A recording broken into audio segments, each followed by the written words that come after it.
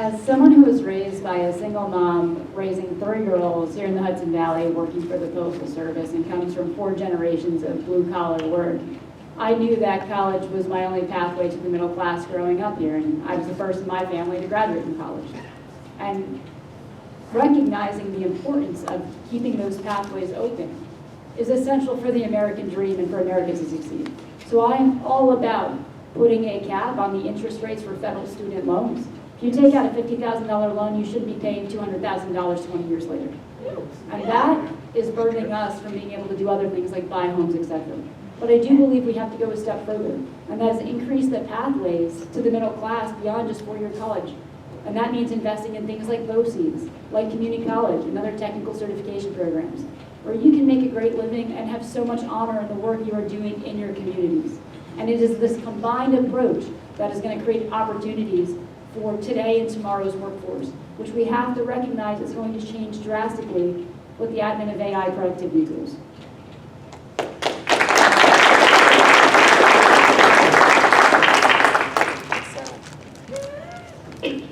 So I'm like one of many who put myself through college. I also came from a working class family. My dad was a pressman at the U.S. Mint. My mom was a teacher's aide in public schools. She taught English language learners. I benefited from a great public university that only cost $1,200 a semester. And so I was able to put myself, and I'll say this university was UC Berkeley, right? An excellent college. So we have to bring the cost of public education down. We need to invest in our public universities. That's the only way to make it possible. That's how I was able to pay off my student loans, because the debt was low. But I also believe and know how crippling the debt is now for families, for young people. You can't afford to buy a house. There's so much that can be done with those funds. I believe in forgiving student loans because I think that money should help strengthen families and it should go back into the economy.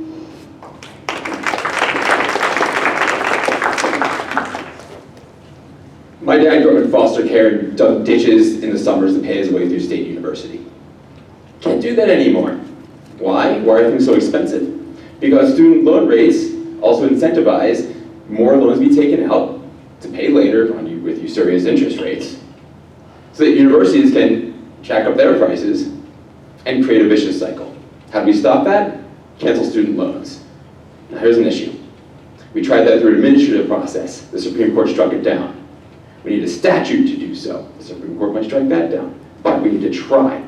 And the message getting out there is this, because it seems unfair. I paid my student loans, why should someone have theirs forgiven? Well, when the polio vaccine came out, were those who suffer from polio saying, well, you should suffer through polio now because I didn't have the vaccine?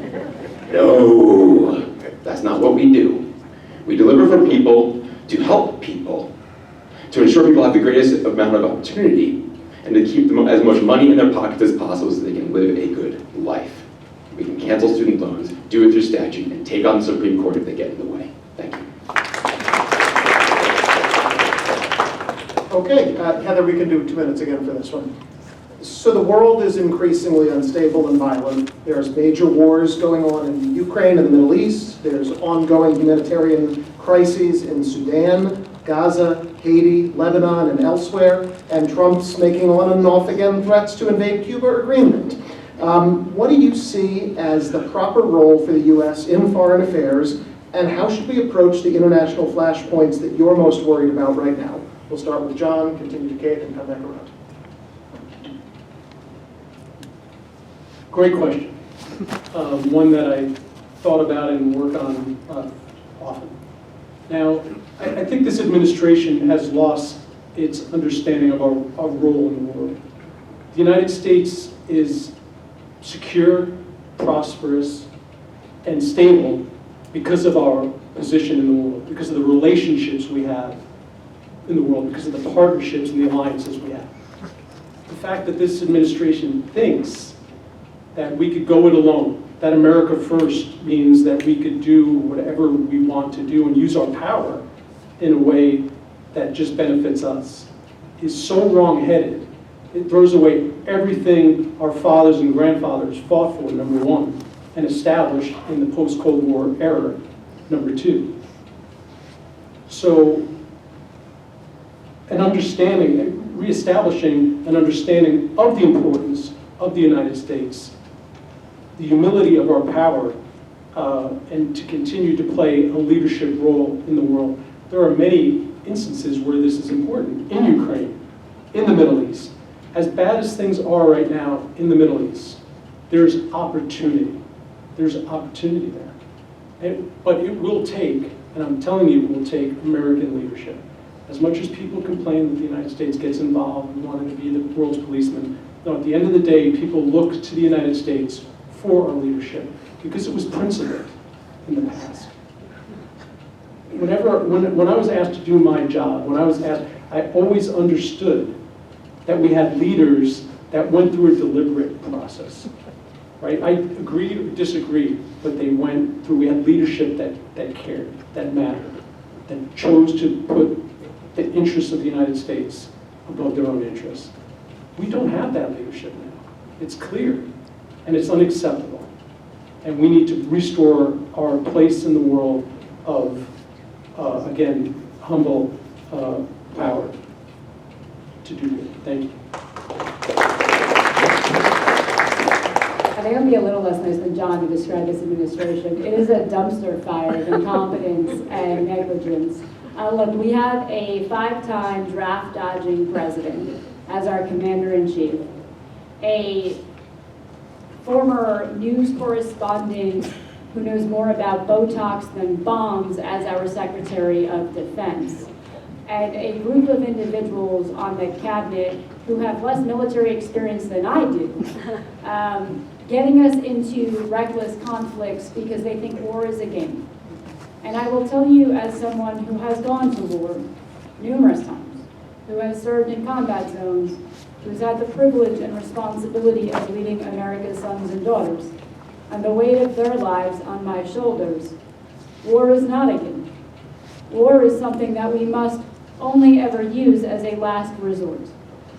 And I will tell you, for people who have been to war, the last thing you ever want to see is another generation of sons and daughters going to war. So I have real issues with this administration.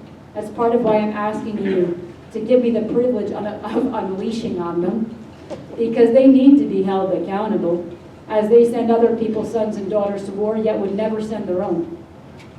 What the role that America should play, building on decades of global order that we helped shape after World War II, is being a global force for good. And that means not just using hard power, but soft power. That means reinvesting in USAID and our State Department and pursuing diplomacy. That means focusing on building and cultivating partnerships and alliances, because there is strength and unity and teamwork. What this administration has done is a betrayal of the very American values that we have fought overseas to defend. And that is unacceptable.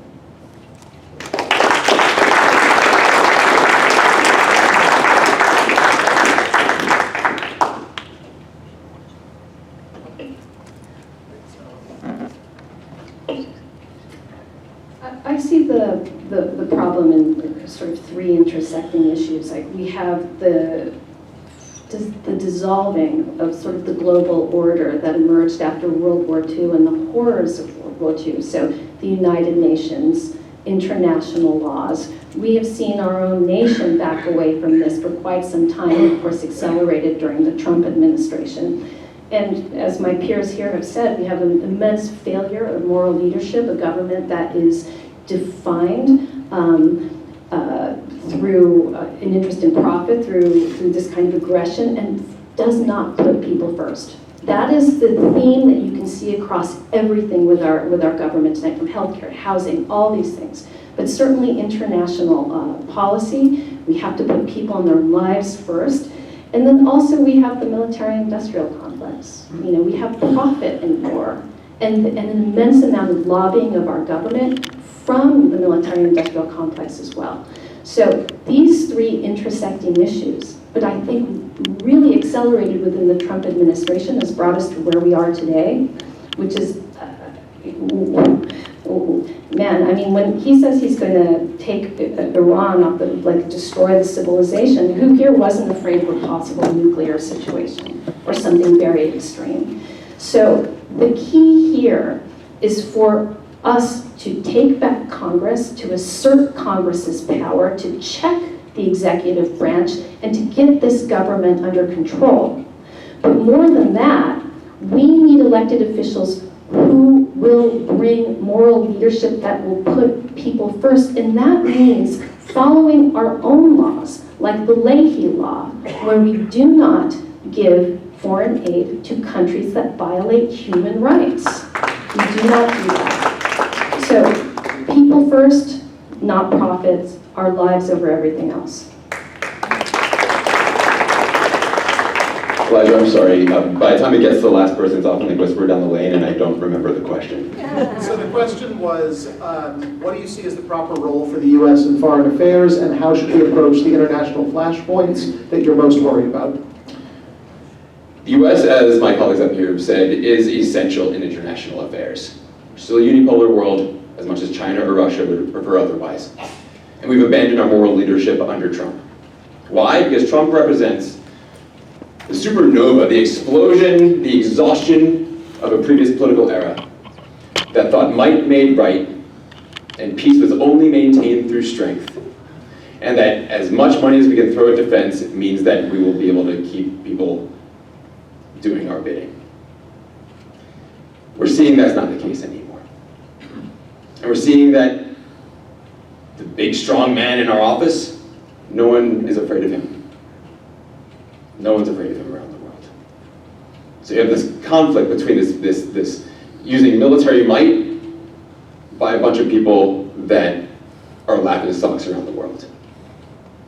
How can we regain both our credibility and our strength to ensure that we are a force for moral good around the world? It's not just through strength projection, but it's also through having a Congress that's able to expose and hold accountable those who've brought us to this point right now. And it's also through then building power so that we can have another administration come into office that's dedicated to ending stupid wars, checking unconstitutional wars, and only proceeding to war when there is no other resort possible. So many solutions around the world, so many conflicts are resolvable through politics, not through military. And when we go in, it's not about whether to go in, but how. Multilateral coalitions.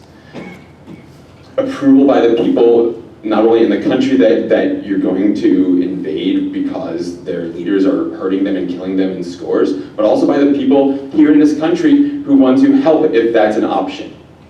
As Obama said, I'm not against all wars, just dumb wars. Right now, except for Russia and Ukraine, there is no war we're currently in that we shouldn't be in. And we should be getting out of those and focusing our energies here at home until and unless those abroad ask for our help, and we're willing to give it. Thank you. My grandfather was a World War II hero, served on the USS Indianapolis before being transferred to Pearl Harbor, where fortunately he was out doing surveillance and not in the harbor the day of Pearl Harbor. And the idea that we would now be questioning, or that our president would be questioning the validity of remaining a member of NATO would be unthinkable to him. And I'm sure anyone else who has family who served either then or in Vietnam. I want to thank my colleague Joe Damiani for his service and all the other veterans who are here with us, including, of course, John Capello and Kay Conley. Because we are looking again at a draft in December. No one is talking about that. But that is what was in last year's budget, and that is what we are currently facing. As we have a president who takes us into yet, promised an end to all wars, but is taking us into yet another war with no justification and no end in sight. And of course we have Congressman Mike Lawler, who says he's okay with boots on the ground, as long as we're going after uranium, and he's okay with continuing to fund the war without congressional approval. I would want to serve on the Foreign Affairs Committee when I'm elected to Congress, because we have such an international community here in CD17, from our proud Ukrainian community, so many different communities that deserve representation and need it. And when you go last, you do want to cover other ground. So I'll also say we're not only ceding our ground in terms of military might, we're ceding it in terms of science. I'm sure that everyone was so excited to see Artemis because it felt like it had been a long time since we've done something really exciting and been a leader also in science and what's possible. And we're also seeing that dial back as Donald Trump defunds research funding. And we are losing so many amazing students to other countries to take their technological advancements and their great ideas to other countries. And not only because of the defunding of grants, but because of our immigration policies and students who no longer want to come here because it doesn't feel safe. That's how we withdraw further and further from the world at a time when the world has never needed American democracy and leadership more. Thank you. Thanks very much, everybody. Beth, you can just turn your mic off so we avoid the echo. Sorry for that. So we're going to stay on foreign policy for one more question. And Heather, let's do just a minute on this one. Diving a little more deeply into the Iran war, which has already killed thousands and sent the price of gas, oil, and fertilizer skyrocketing. Do you agree or do you disagree with President Trump's decision, which Congressman Lawler fully supported, to take the United States to war with Iran at this time? And what do you think Congress should be doing right now to address this issue? I fully disagree with Trump's decision to launch us into yet another war in the Middle East. I know this not just because I've been there, but also because at the White House I served as the Director for Counterterrorism, which included trying to stop the Iranian distribution of lethal weapons to terror groups around the world. Make no mistake, I am a firm believer we cannot let Iran get a nuclear weapon. The instability it would cause in this world in the Middle East, but beyond that, is not something we can let happen. And I do believe the regime, the Ayatollah Khamenei, was evil. And what they did to people was evil. But the way Trump has gotten us into this conflict has not made America safer in the long term. We need to not confuse short-term military successes for long-term strategic victories. The way he's conducted this does not mean Iran will not be able to build a nuclear weapon in 5 or 10 years. It does not mean we have a better Iranian government at the helm, the exact opposite. We just replaced one dictator for his son, who's 30 years younger and even more hardline. I mean, going back to this administration is incompetent in everything it does. We cannot afford to let go of America's national security priorities, but how they are conducting this is making America less safe, not more safe. And we are literally paying for it at the pump and in our daily lives, and with the lives of American service members.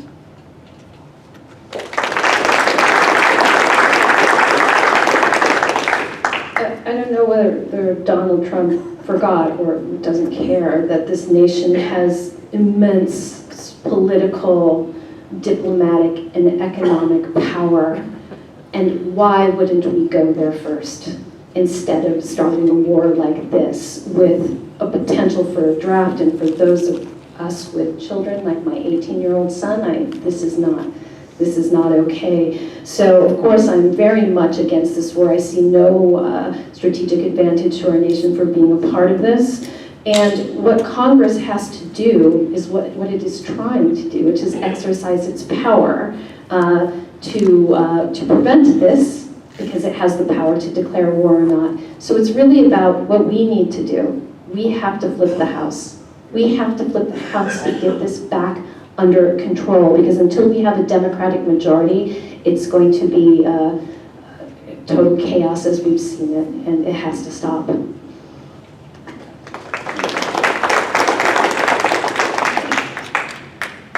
One Democrat today voted with all the Republicans, virtually all of them, to not check Trump's war in Iran.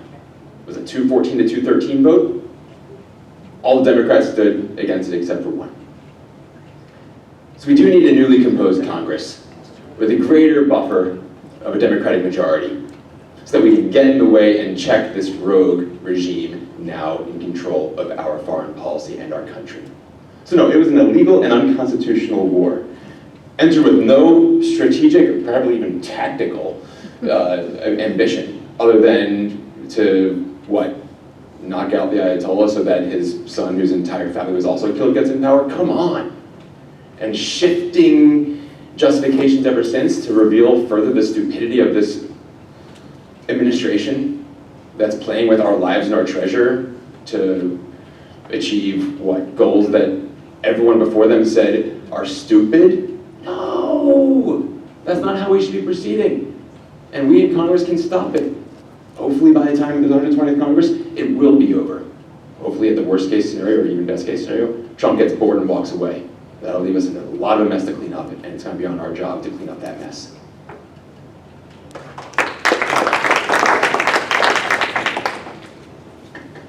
We can all have our theories about why Donald Trump started this war. Perhaps the Epstein files and wanting to distract from that. Perhaps the soaring costs on American consumers. The war he has been waging on working families since the passage of the big awful bill. Certainly gas prices have been soaring. I'm very proud that at the moment the conflict started, I stepped up and along with my colleagues introduced legislation to cap the sales tax on gas at $3 to afford people here in Rockland a little bit of relief at the pump when we can, using the powers that we can as legislators to make things a little easier. And I'll also say that we need to be very careful as a country that whenever we cede power, we create a vacuum that is filled by Russia or China. By lifting the sanctions on Russian oil, Russia has been able to pay off a huge chunk of its debt to the Ukraine war because more money has been flowing into Russia because of this war than ever before. So we need real leadership that's mindful of what happens in one part of the world when we wrongly flex power in another. Thank you.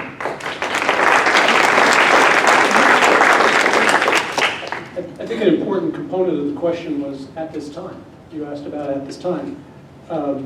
I agree with everyone that the incompetence is just staggering, bringing us into this war. But make no mistake, Iran is an adversary, a very serious adversary in the United States. What other country in the world has a policy of death to America and has acted upon it? Right? So I'm not suggesting for a second that this war was prosecuted in a good way or in a competent way or should have been done. However, it's an exact example of what it means for United States leadership. Right? We could have done this in a much different way, address the serious Iranian threat if we had a serious administration by consulting with the American people, making the case why this was important now, consulting with allies and doing things in a way, in a manner that truly addressed the threat, not made it worse. Heather will stay on 1 minute because we want to get to a few more questions before our lightning round. So the next question, I guess we'll start with Effie here. And excuse me, I lost my place. I'm sorry. When I was in the Senate, one of the most common complaints that I heard was that Rockland and Westchester had become completely unaffordable for young families. And that people who had grown up here were not able to afford to return to the communities that raised them because they simply could not find any affordable apartments or starter homes. In Rockland right now, the median rent is well over $2,000 a month, and the median price of a home is over $700,000. What role, if any, do you see for the federal government in addressing housing affordability for people in their 20s and 30s? So I think the most, look, I'm a trustee in the village of Tarrytown. Our job is to manage the zoning and oversee the construction of new homes. And working with members of Congress about this has always been about how can the federal government incentivize the opportunity to create more housing and more affordable housing. And so I have an agenda, it's called the Suburban Progress Agenda, and the first thing in that agenda is advancing the building of new housing. We need 5 million new housing units across the United States at all price points. We need 66,000 here in Rockland County to increase the inventory to help make it more affordable and more accessible. And so it is critical that the federal government help invest in this because it's not something that our individual tax bases can handle, in our local municipalities. So it has to be permanently affordable housing and market price housing at different price points. This is absolutely critical. And also the infrastructure, because it's not just you plop a house down, you need to actually have the infrastructure to sustain that. That is something I will push for very hard when I make it to Congress.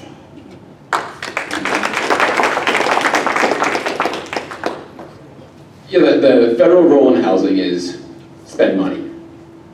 as a member of Congress, you authorize and appropriate money to go towards Fair Housing Act, to go towards loosening up interest rates, lowering interest rates, and to go towards easing the restrictions or tariffs that we currently face on housing and building materials. But this is an issue that runs deeper than this administration. You were in the state senate prior to this administration. Right? This is an issue that is not new. And Congress's role to aid the building of inventory, to reverse the pattern that we've been seeing lately where affordability is out of control, and this is simply to use its money and its incentives wisely. That's it. It's as simple as that. And that means also not spending money where we shouldn't be, not throwing money, again, at stupid and unconstitutional illegal wars, and having a healthcare program that also conserves billions of dollars in taxes and lives every year to compound the affordability that goes towards our housing as well. Thank you. So housing is the biggest crisis of our time that is related to so many others. Housing is healthcare, housing is job security, housing is connected to so many parts of our lives, educational security, food security, that helps everyone, again, live productive lives here in this county and elsewhere. And another reason, area in which Mike Lawler is totally falling down on the job and I'm stepping up.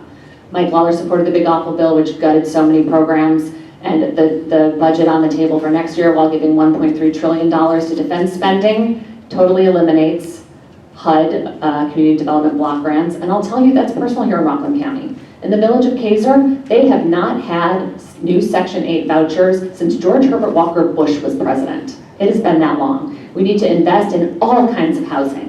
I'm proud that there was never a housing committee on the Rockland County Legislature before our supermajority took hold. We now have one. I serve as vice chair. And we've started a Housing Action Loan Opportunity Fund, a HALO fund, with funding from the American Rescue Plan. So if we can look at creative ways to let communities invest in their own housing, including 2 developments here in Haverstraw, shout out to Mayor Mike Kohut, and Supervisor Housing Howie Phillips, that's how we build more housing that we need in this moment. Thank you. So yeah, I think there's 3 kind of specific things. First, tariffs have driven up costs, and we need to readdress that, overturn tariffs to help. I think, of course, incentives that will provide incentives for developers like HALO, I think are really important and are doable at the federal level. And then I think, as a veteran, I have access to loans through the VA, and I think that's a good model. I think public service loans for first responders, for nurses, for teachers. I want people who serve this community to live in this community, to be able to afford and live in this community. And I think those types of programs could be implemented at the federal level. Should be implemented. Elijah, the way you started this talking about how my generation can't afford to move home to raise their families in the communities that raised them, like that is my family story, right? I told you my mom worked for the Postal Service, raised me and my 2 sisters here. My 2 sisters can't afford to move back, right? A lot of the reason I am doing this is because I'm angry. I'm frustrated at a broken political system that has created a country that is literally in a worse place than my mother or father had it when they were my age. The average age of a first-time homebuyer is my age, it's 40. It's insane. And so we do have to fix this. I think there's a lot of factors that go into how. Yes, we need to end the foreign tariffs that are driving up the price of construction goods. Yes, we need to make sure that we are investing in critical infrastructure along with the homes that need to support it, right? That means our roadways, our schools, our sewer systems, our water, our electrical grid. Too often we see people building without building the critical things around it. And the last part is I am a proponent. My first big push will be for a public service loan program. That is a public service equivalent to the VA loan program, where after 10 years of serving your community, you qualify for the same benefits. We saw a similar program introduced years ago called the HELPER Act, focused on first responders. I do believe teachers, nurses, first responders deserve the same benefits that veterans do. Let them stay in the communities that they serve, right? Let's invest in them the way they've invested in us. Thanks.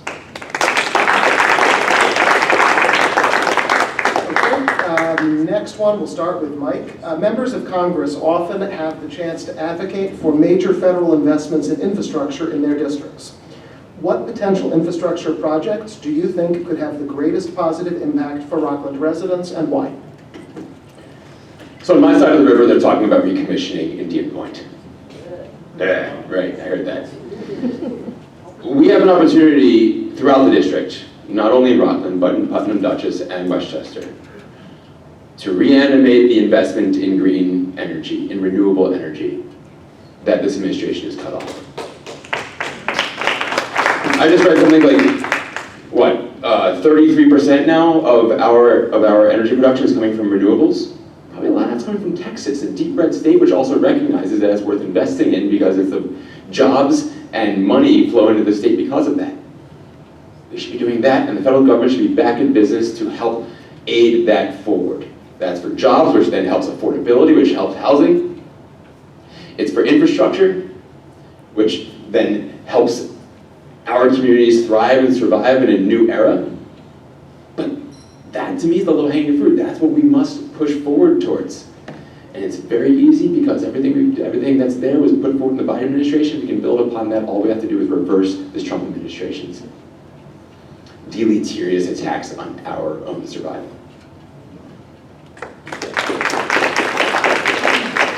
You said Rockland residents, right? Yeah, the question was, what potential infrastructure projects do you think could have the greatest positive impact for Rockland residents and why? We need a one-seat ride into New York City. And unfortunately, our Congressman Mike Lawler is going along with Donald Trump, who has shut down the Gateway Project to punish New Jersey and New York for being blue states run by blue governors who oppose his agenda. And it is hurting us. We are whacked by congestion pricing because we have so many first responders and teachers who drive into New York City. And I used to take the train every day. When I worked in the city, it took about 2 hours to get there in 3 different modes of transportation, planes, trains, automobiles, and an hour and a half to get back. And so that must be the #1 thing we finally make happen. It will lift all of our home values, lower our carbon footprints, and finally put us on the clean energy path we all want. Thank you.